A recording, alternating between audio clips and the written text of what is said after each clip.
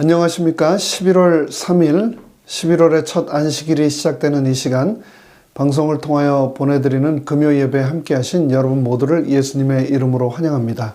저는 뉴욕에 있는 퀸즈교회를 섬기는 문인정이라고 합니다. 이번 한 달 동안 고린도전서 13장을 함께 묵상하고자 하는데요. 이 시간을 통하여 저뿐만 아니라 함께 하신 여러분 모두에게도 성령님의 음성을 통하여 큰 축복이 함께 하시기를 간절히 바랍니다. 먼저 에베소서 4장 32절의 말씀을 제가 읽겠습니다. 서로 친절하게 하며 불쌍히 여기며 서로 용서하기를 하나님이 그리스도 안에서 너희를 용서하심과 같이 하라. 네바다주 사막 한복판을 트럭 한 대가 달리고 있었습니다. 멜빈 다마라는 젊은이가 트럭을 몰고 있었는데요. 그런데 길을 걷고 있는데 아주 바짝 여윈 노인 한 분을 발견하고 그는 차를 세웠습니다. 그리고 물었습니다. 어디까지 가십니까, 어르신? 제가 태워드리겠습니다. 그러자 노인이 아주 반갑게 말했습니다. 그래요? 제가 라스베가스까지 가는데 좀 태워다 줄 수 있겠습니까? 그러자 청년이 말했죠. 그럼요. 타시죠. 그리고 그는 정말 친절을 다해서 노인을 목적지까지 태워다 드렸습니다. 젊은이는 행색이 초라해 보여서 차비에 보태스라고 주머니에 있던 자신의 전 재산 25센트를 털어서 그 노인에게 드리기까지 했습니다. 그런데 노인은 주머니에서 명함 한 장을 꺼내더니 헤어지는 그 순간 청년에게 전해주며 이렇게 말했습니다. 친절히 대해줘서 정말 고맙소. 이거 받아두시오. 내가 이 신세를 꼭 갚겠소. 그리고 세월이 흘렀습니다. 신문엔 세계적인 부자 하워드 휴즈가 사망했다는 소식과 함께 그의 유산을 받을 사람의 명단이 공개되었습니다. 신문에는 이렇게 기사가 났습니다. 유산의 16분의 1을 트럭 운전수인 멜빈 다마에게 증여한다. 유언장이 공개되고 그 유산의 16분의 1이 되는 2천억이나 되는 돈이 바로 멜빈 다마에게 증여가 된 겁니다.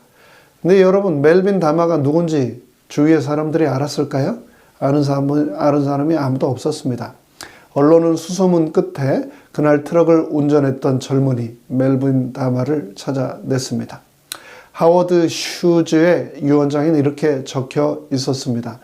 인생을 살면서 나에게 가장 친절했던 사람에게 내 재산의 16분의 1을 선물한다. 그렇습니다. 친절은 사람의 마음을 움직입니다. 친절하게 사는 것은 자신의 삶은 물론 타인의 삶에도 의미를 부여하는 필수적인 행동입니다. 친절해지는 것은 타인과 소통을 하기 쉽게 도와주며 나 자신의 삶도 업그레이드 시켜줍니다. 그래서 사도 바울도 에베소서에서 간절히 당부하기를 서로 친절하라고 했습니다. 그는 자신의 또 다른 편지 고린도에서도 사랑의 정의에 대해 말하면서 사랑은 친절이다. 고린도전서 13장 4절에서 Love is kind라고 분명히 말했습니다. 그렇다면 여러분은 친절하십니까? 심리치료사이자 철학자인 피에로 페루치는 자신이 2006년에 집필한 The Power of Kindness, 친절의 힘이라고 하는 책에서 말하기를 친절함은 이기적인 정중함도 아니고 계산된 관대함도 아니며 가벼운 예의도 아니다. 무언가 이득을 보기 위해 친절하게 사람들을 대하는 것은 타인을 조종하는 것이지 친절이 아니다. 또한 상대방에 대한 분노와 경멸을 속에 감추고 겉으로 친절하게 대하는 것 역시 진정한 친절함이 아니다. 거짓된 인사치레로 불만을 대체하는 것 역시 친절함이 아니다. 남의 비위를 맞추는 것 역시 친절함이 아니다. 라고 하면서 친절함은 따스함이며 회복력이고 인내심이자 믿음이다 라고 했습니다. 친절은 충실함과 친절은 감사함이다 라고 했습니다. 그의 책은 궁극적으로 친절함이란 모든 존재를 사랑하는 것이라고 말합니다. 그런 면에서 그의 친절에 대한 이 이해는 사도 바울의 고린도전서 13장에 기록한 사랑은 친절이다 라고 한 말과 일맥상통한다고 할 수 있겠습니다. 그렇다면 어떻게 하면 우리는 서로에게 더 친절한 사람이 될 수 있을까요? 오늘 이 짧은 1시간 동안 3가지를 소개하도록 하겠습니다. 첫째, 우리는 누군가가 나를 필요로 할 때 그들과 함께 있어 줌으로 친절을 베풀 수 있습니다. 함께 하는 시간. 상대방에게 줄 수 있는 최대한의 친절함 중에 하나가 바로 그 사람이 나를 필요로 할 때 그 자리에 함께 있어 주는 겁니다. 그 자리에서 상대방에게 모든 관심을 쏟고 상대의 말을 경청하는 것이 친절입니다. 나의 1시간, 1분 1초가 모여서 내 인생이 됩니다. 그래서 시간은 생명입니다. 그런데 나의 시간을 누군가 필요로 할 때 그 사람을 위해서 내가 함께 해준다는 것은 내 생명을 그와 나누는 것과 같습니다. 이보다 더 큰 친절의 행위가 또 있겠습니까? 예수님께서는 이에 대하여 누가복음에서 다음과 같이 말씀하셨습니다. 예수께서 대답하여 이르시되 어떤 사람이 예루살렘에서 여리고로 내려가다가 강도를 만나매 강도들이 그 옷을 벗기고 때려 거의 죽은 것을 버리고 갔더라. 마침 한 제사장이 그 길로 내려가다가 그를 보고 피하여 지나가고 또 이와 같이 한 레위인도 그곳에 이르러 그를 보고 피하여 지나가되 어떤 사마리아 사람은 여행하는 중 거기 이르러 그를 보고 불쌍히 여겨 가까이 가서 기름과 포도주를 그 상처에 붓고 싸매고 자기 짐승에 태워 주막으로 데리고 가서 돌보아 주니라. 이 누가복음 10장 30절에 등장하는 사건에 대하여 미세스 와이트는 시대의 소망에서 말하기를 이 기록은 단순한 비유가 아니라 당시 여리고 지역에서 당대 최근에 실제로 일어났던 사건이었으며 예수님의 말씀을 듣는 무리 가운데 있었다라고 기록하고 있습니다. 이에 대하여 또 시대의 소망은 이어서 다음과 같이 부연합니다. 예루살렘에서 여리고로 여행할 때 여행자는 유대 광야의 일부분을 지나갈 수밖에 없었다. 그 길은 거칠고 험한 협곡으로 나 있었으며 이곳에는 강도가 횡행하여 때로는 난폭한 장면이 벌어지곤 하였다. 바로 이곳에서 한 행인이 강도의 습격을 받아 귀중품을 모두 빼앗기고 상처를 입고 타박상을 입은 채 거의 죽게 되어 길가에 쓰러져 있었다. 행인이 이렇게 쓰러져 있을 때 한 제사장이 그 길로 왔으나 그는 부상을 입은 그를 그저 흘끗 보고 지나가 버렸다. 그 다음 레위인이 나타났다. 무슨 일이 일어났는지를 알기 위한 호기심에서 그는 걸음을 멈추고 고통받는 자를 바라보았다. 그는 마땅히 무슨 일을 해야 할지를 깨달았다. 그러나 그것은 그리 달가운 일이 아니었다. 그는 차라리 상처 입은 사람을 보지 않도록 그 길로 오지 않았더라면 좋았을 것이다 라고 생각하였다. 그런데 이어서 또 다른 한 장면이 등장하지요. 어떤 사마리아인이 여행 도중에 고통당하는 자가 있는 그곳에 이르렀다. 그를 보자 그는 동정심을 가지게 되었다. 그는 이 낯선 사람이 유대인이든 이방인이든 문제시하지 않았다. 만약 유대인이라면 그리고 그 상황이 정반대의 경우라면 그 사람은 그의 얼굴에 침을 뱉고 멸시하면서 지나갈 것이라는 사실을 사마리아인은 잘 알고 있었다. 그러나 그는 이런 것 때문에 주저하지 않았다. 그는 이곳에서 지체하면 자신도 폭행당할 위험이 있다는 것도 생각지 않았다. 도움이 요구되고 고통을 당하는 한 인간이 그의 앞에 있는 것만이 문제였다. 사마리아인은 옷을 벗어서 그를 덮어주었다. 그가 여행하기 위하여 준비한 기름과 포도주를 상처 입은 사람을 치료하고 그의 원기를 회복시키기 위하여 사용하였다. 사마리아인은 그 사람을 짐승에 태운 다음 부상당한 사람이 흔들려서 더 고통당하지 않도록 천천히 걸었다. 주막으로 데리고 와서 밤을 지새우며 그를 친절히 돌봐 주었다. 선한 사마리아인은 강도 만나 죽어가는 자에게 자신이 필요하다는 것을 알았고 그에게 줄 수 있는 최고의 선물, 바로 그와 함께 하며 그를 치료해 주는 친절이라는 선물을 베풀었습니다. 이에 대하여 시대의 소망은 계속해서 다음과 같이 말합니다. 상처받은 사람에게 치료하는 향유가 될 수 있는 믿음과 용기의 말을 하라. 수없이 많은 사람들이 인생의 큰 투정에서 용기를 잃고 낙담해 왔다. 그러나 이때 한마디의 친절한 격려의 말을 들었더라면 그들은 승리할 힘을 얻었을 것이다. 우리는 고통하는 영혼에게 하나님께서 우리를 위로하시는 그 위로를 나누어 주려고 그 노력함 없이 결코 그대로 지나쳐서는 안 된다. 결코 그냥 지나쳐서는 안 된다. 라고 하신 사람들을, 나의 한마디의 친절한 격려의 말이 필요한 사람들을 선한 사마리아인처럼 그냥 지나치지 않는 저와 여러분이 되기를 간절히 바랍니다. 둘째로, 우리는 누군가에게 예의 바름으로 그 사람에게 친절을 베풀 수 있습니다. 정중하다는 것은 그 자체만으로 친절함을 의미하지는 않지만 마음에서 우러나오는 정중함은 소통하고 있는 상대방에게 여러분이 상대를 존중하고 있음을 보여줄 수 있습니다. 예의를 갖추는 것은 다른 사람들의 주목을 받아 당신의 의견을 표할 수 있는 친절의 방법 중 하나입니다. 고린도서에서는 사랑은 무례히 행치 아니한다 라고 했습니다. 즉 사랑은 예의 바름이라고 했습니다. 예의 바름이란 친절로 자신의 목숨뿐 아니라 수많은 사람들의 생명을 구한 한 사람의 이야기가 바로 사무엘상 25장에 다음과 같이 등장합니다.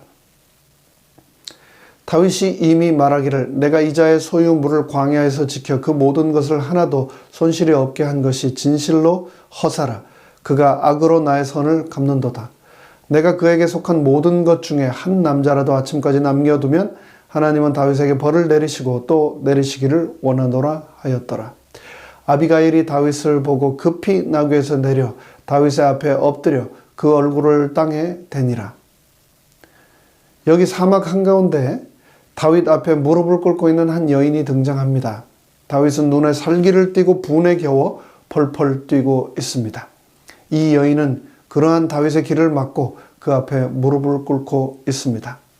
모욕을 당한 다윗은 복수를 하기 위해 격분한 400여 명의 완전 무장을 한 살기충천한 전사들을 데리고 복수의 길을 가는 중입니다. 그런데 갑자기 혈혈단신으로 이 여인이 이 무시무시한 전사의 대부대를 홀몸으로 맨몸으로 얼굴을 엎드려 땅에 대며 예를 갖추고 있습니다. 이야기는 다시 시간을 거슬러 올라갑니다. 마온에 한 사람이 있는데 그 업이 갈멜에 있고 심히 부하여 양이 3천이요 염소가 1천이므로 그가 갈멜에서 그 양털을 깎고 있었으니 그 사람의 이름은 나발이요 그 아내의 이름은 아비가일이라. 그 여자는 총명하고 용모가 아름다우나 남자는 완고하고 행사가 악하며 그는 갈멜 족속이었더라. 광야는 자연재해가 많을 뿐 아니라 범죄 발생률도 대단히 높은 지역입니다. 강도들이 자주 출몰해서 여행자들을 약탈했고 두둑한 지갑이나 값나가는 물건이 있을 것 같은 사람들을 습격하곤 했습니다. 그렇다면 광야의 목축업자들, 부자들에게 가장 큰 문제는 무엇이었을까요? 그들이 아무리 많은 목축이 있을지라도 언제 어디서 무장을 한 도적대들에게 자신의 재산과 가족과 자신의 생명까지 빼앗길지 모르는 그런 위험 가운데 늘 살았습니다. 그런데 그런 나발의 가축을 돌보던 목자들은 광야의 무법자들과 가축 도둑들에게 특히 많은 해를 당하고 있었는데 다윗이 이들을 내내 보호해주고 그들의 적들을 대신 물리쳐 줬습니다. 이야기 후반부에 그 목자들 중 하나는 다윗과 그의 동지들에 대하여 이렇게 말합니다. 우리가 양을 지키는 동안에 그들이 우리와 함께 있어 밤낮으로 우리에게 담이 되었음이라. 광야 생활 중에 할 수 있는 일 중에 이보다 더 좋은 일이 또 있겠습니까? 이로 인해 나발의 목자들은 큰 혜택을 받았습니다. 그런데 이제 양털을 깎는 시기가 왔습니다. 굉장한 축제가 벌어졌습니다. 이웃에 살던 다윗은 10명의 동지를 보내 잔치 음식과 음료를 좀 더 달라는 요청을 보냅니다. 이는 사리에 맞고 상황에 적절한 요구였습니다. 1년 내내 나발의 목자들의 생명을 보호해 주었고 그의 재산을 보호해 주었습니다. 그럼에도 불구하고 다윗과 그의 병사들은 1년 내내 겨우 죽지 않을 정도만 먹었습니다. 왜냐하면 광야는 먹을 것이 그리 많지 않은 곳이었기 때문입니다. 그러나 나발은 그 요청을 듣자마자 마치 다윗을 전혀 모르는 사람처럼 사무엘상 25장 10절에서 이렇게 말합니다. 가로되 다윗은 누구며 이새의 아들은 누구냐? 요즘 버르장머리 없는 종놈들이 주인을 버리고 뛰쳐나간다는데 나는 그런 근본 없는 놈에게 내 떡과 고기를 나누어 줄 수 없다 라고 하며 다른 사람들 앞에서 다윗을 공개적으로 모욕합니다. 다윗은 나발의 무례함에 분노가 머리끝까지 치솟았습니다. 칼을 차라! 부하들에게 즉각 명령을 내렸습니다. 이런 모욕은 피로써 갚아주겠노라고 결심합니다. 자신의 600명의 전사들 중 400명을 불러 완전구장, 무장을 시키고 나발의 집을 진멸하기 위해 쳐들어갑니다. 그리스도인의 사랑을 보여주고 나누어주고 그의 생명까지 지켜주었는데도 불구하고 자신을 모욕하는 이 배은망덕한 늙은이를 다윗은 칼로 쳐서 난도질해서 죽일 참이었습니다. 나발의 무례함이 다윗 속에 있던 야비함을 건드려 깨웠던 겁니다. 22절은 말하기를 내가 그에게 속한 것 중 모든 것 중 한 남자라도 아침까지 남겨두면 하나님은 다윗에게 벌을 내리시고 또 내리시기를 원하노라 하였더라고 말합니다. 그런데 바로 그때에 이 엄청난 피해 재앙을 가로막기 위해 하나님께서는 다윗보다 더 강력한 부대를 사용하지도 않으시고 전쟁 영웅을 사용하지도 않으시고 탁월한 협상가나 모략가도 사용하지 않으시고 바로 한 여인을 사용하셨으니 그 여인의 이름이 바로 아비가일이었습니다. 아비가일은 이름 그대로 아름답기도 했지만 지혜롭고 예의 바르고 친절한 여인이었습니다. 아비가일은 상황을 알게 되자 그 결과를 예상하고 빠르게 움직입니다. 다윗의 분노를 가라앉히기 위해 재빨리 필요한 조치를 취했습니다. 잔치 음식을 가득 싸서 다윗을 만나기 위해 즉시 길을 떠났습니다. 18절입니다. 아비가일이 급히 떡 200덩이와 포도주 2가죽 부대와 잡아 준비한 양 5과 볶은 곡식 5 세아와 건포도 100송이와 무화과 뭉치 200을 취하여 나귀들에게 싣고 소년들에게 이르되 내 앞서 가라 나는 너희 뒤에 가리니 내 남편 나발에게는 고하지 아니하라. 그리고 그 광야 한가운데서 다윗을 만나자 황급히 그녀는 나귀에서 내려 무릎을 꿇고 공손하게 예를 갖추어 얼굴을 땅에 대며 말합니다. 아비가일은 상처난 다윗의 마음을 꿰뚫고 그의 마음속에 상처와 상실을 어루만지며 그가 존귀한 자임을 다시 기억하도록 그가 하나님의 기름 부음 받은 자임을 기억하도록 그에게 가장 필요했던 자존감을 회복하도록 그를 주라고 이 짧은 구절에서 29번이나 부르며 그에게 담대히 이렇게 말했습니다. 부디 간청하오니 참아주십시오.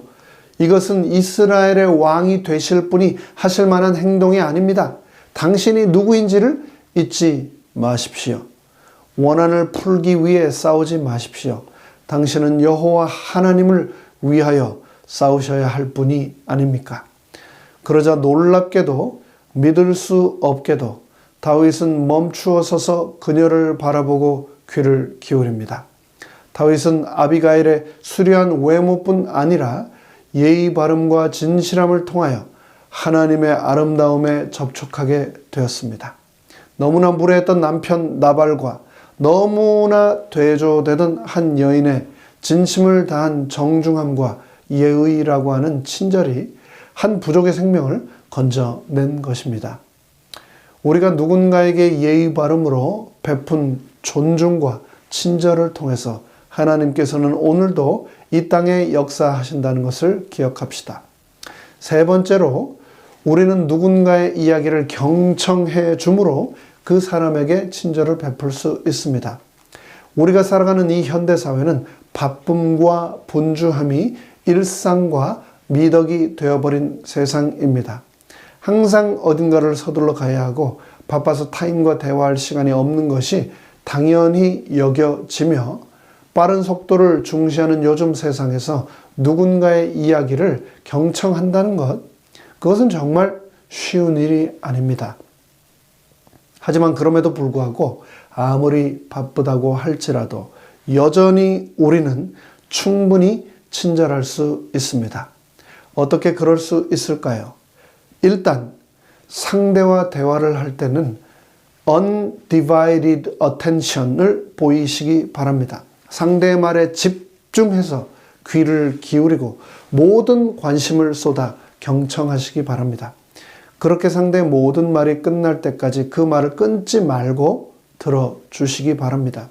상대와 시선을 마주치며 휴대폰이나 주변 사물에 한눈을 팔지 말고 오로지 그분과의 대화에만 집중해 주시기 바랍니다.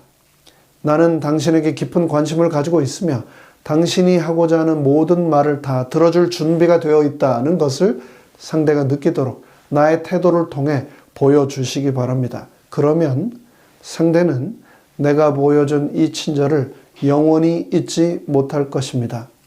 누가복음 19장에는 이런 경청이라고 하는 친절로 완전히 새로운 인생을 살게 된 한 사람을 소개합니다. 예수께서 여리고로 들어가 지나가시더라. 삭개오라 이름하는 자가 있으니 세리장이요 또한 부자라.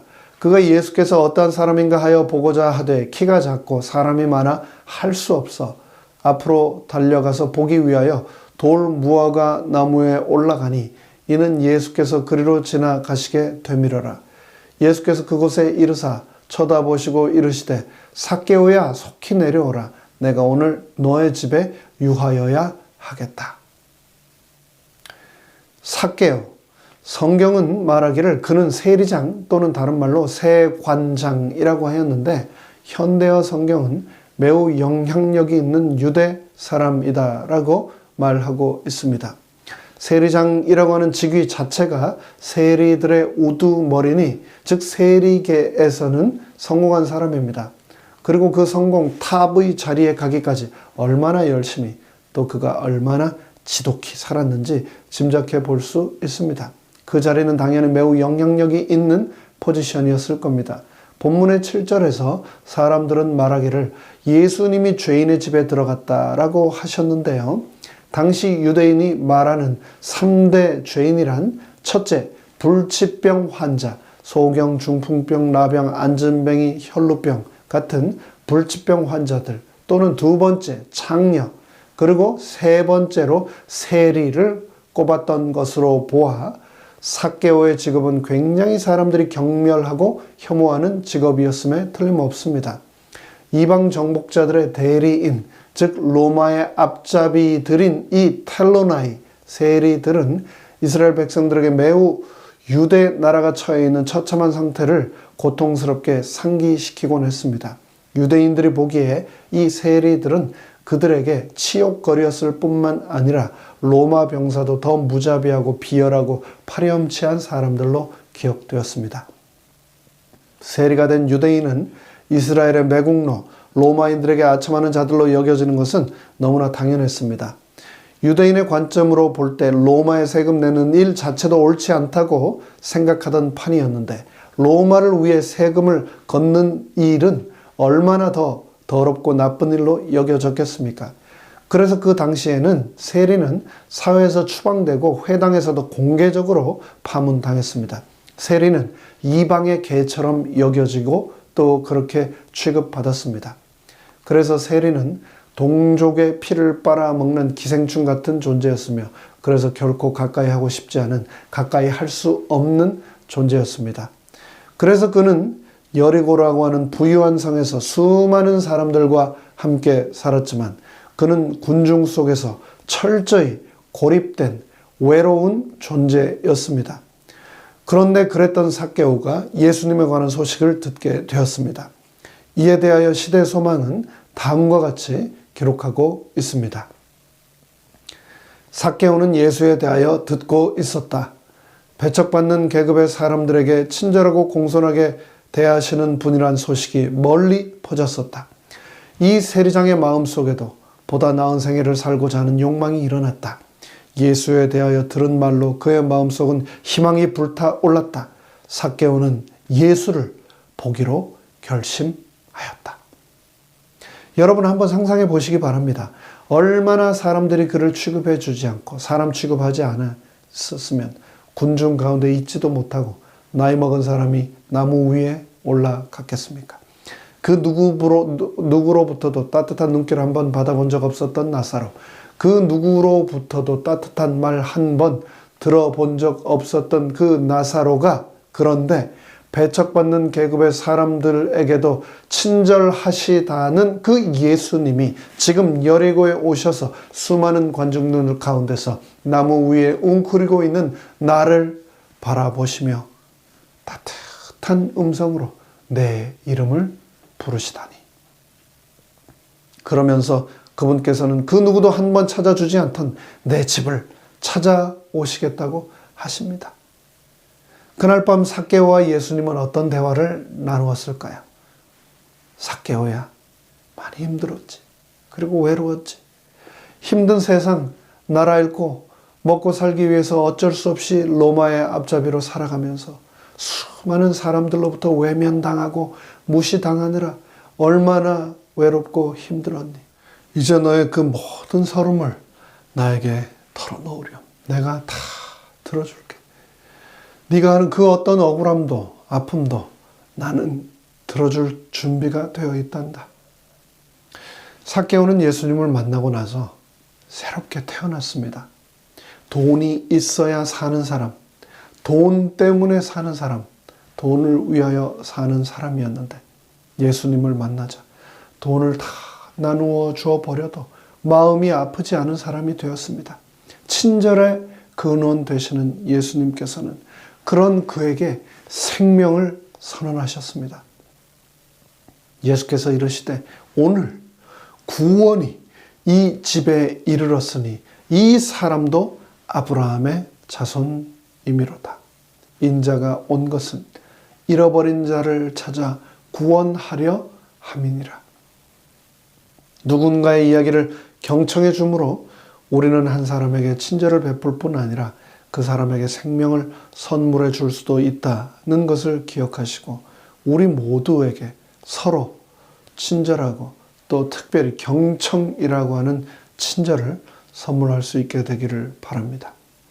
그 외에도 우리는 만나는 사람들에게 환한 미소를 지음으로 친절이라고 하는 선물을 베풀 수 있고 또 특별한 이유 없이 지인들에게 진심 어린 안부 전화 한 통함으로 친절을 또 선물할 수 있습니다.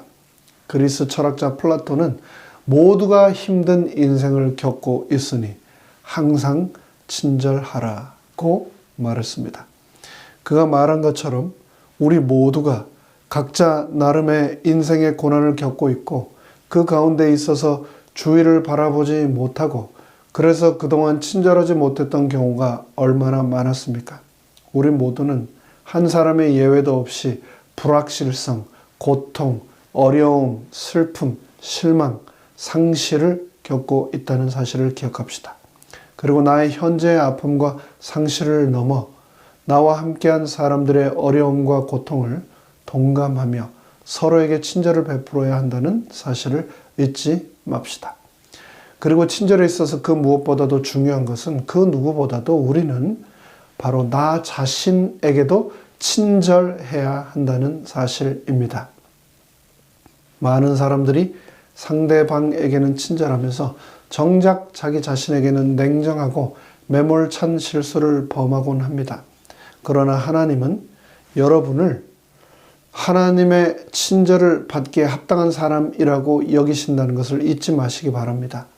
스스로를 용서하시기 바랍니다.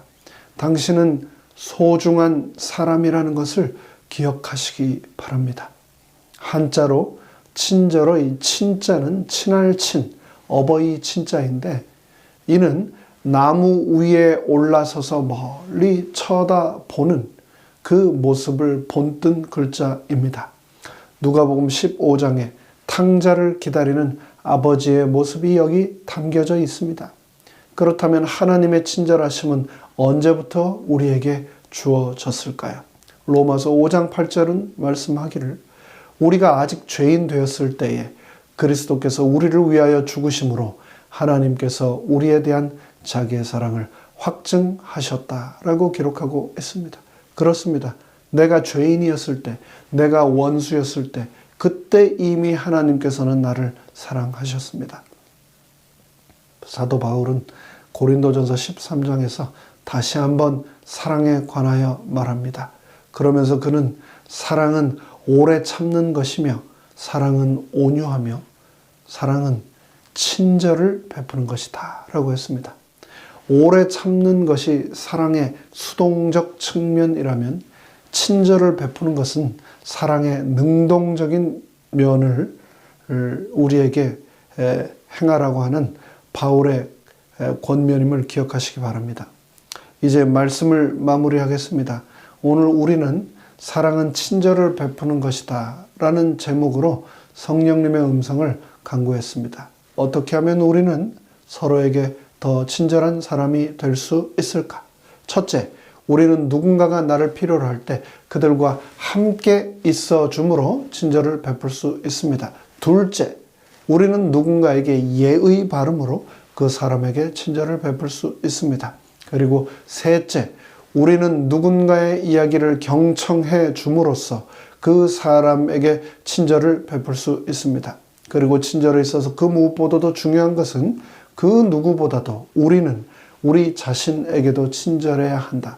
우리 스스로를 용서하며 우리 자신이 소중한 존재라는 것을 기억해야 한다고 말씀드렸습니다. 사랑은 친절함이며 친절함이란 모든 존재를 사랑하는 것이다 라고 말씀드렸습니다. 친절함으로 사랑을 온전히 이루는 우리 모두가 되기를 간절히 바라며 말씀을 마칩니다. 하늘에 계신 저희들의 아버지 하나님, 죽을 수밖에 없는 죄인이고 정말 무가치하고 날마다 넘어지고 실수하는 정말 희망 없는 소망 없는 속절없는 이 죄인을 사랑하시고 또 놀라운 친절로 우리를 감싸 안아주시니 그 은혜를 인하여 감사합니다. 우리가 살아가면서 늘 함께한 사람들에게 친절을 베풀 뿐 아니라 나 자신도 용서하고 사랑하고 나 자신에게도 친절할 수 있도록 하나님 은혜를 베풀어 주시옵소서. 예수 그리스도의 이름으로 간절히 기도합니다. 아멘.